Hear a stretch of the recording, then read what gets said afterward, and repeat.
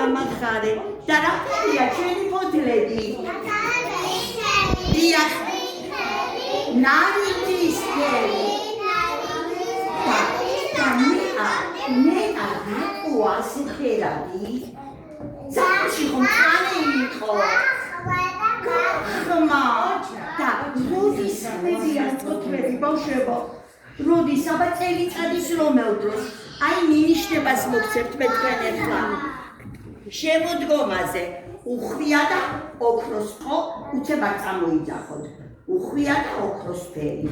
გულითველით მის დადგომას. ხვალ ბარათით გვესტუმრება. მადრიანი რა? შეხვედრა. მე მგონი ზამთარი. ой ზაფხული ხო არა? შემოდგომა დადგა. ბავშვებო, შემოდგომაზე ძალიან ბევრი მოთხრობები დაიწერა, ლექსები დაიწერა, ჩვენს რამდენი რამ წავიკითხეთ.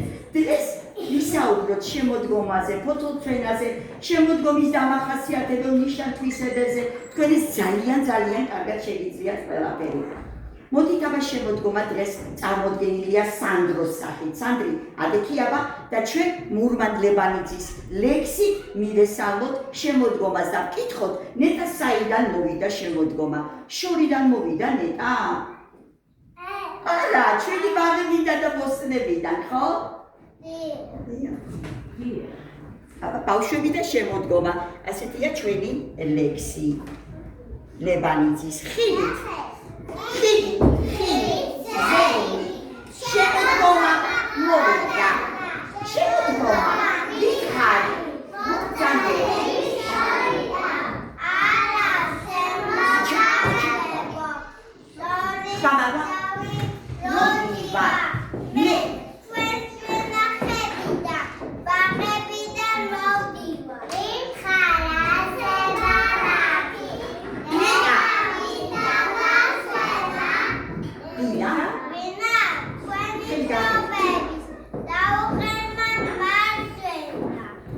რა მოგვიტანე? შეგიძლიათ ბავშვებო?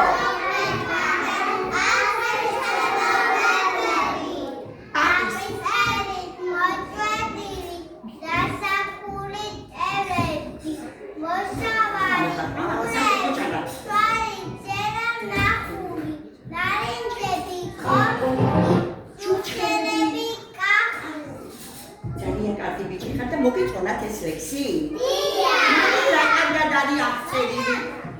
ხვავიან ბარათიანი შემოდგომა, მაგრამ ჩვენ თქვით, რომ შემოდგომის შემოგზანება ფოთლებს ეტყობა და პირველ რიგში ფოთლები ყვითლდებიან და უფერულდებიან. მოდი ჩვენ ახლა იცით რა ვქნათ? ფოთლების ცეკვა შევასრულოთ. კარგით? თუ არ გინდათ არა? გინდათ ვიცეკვოთ?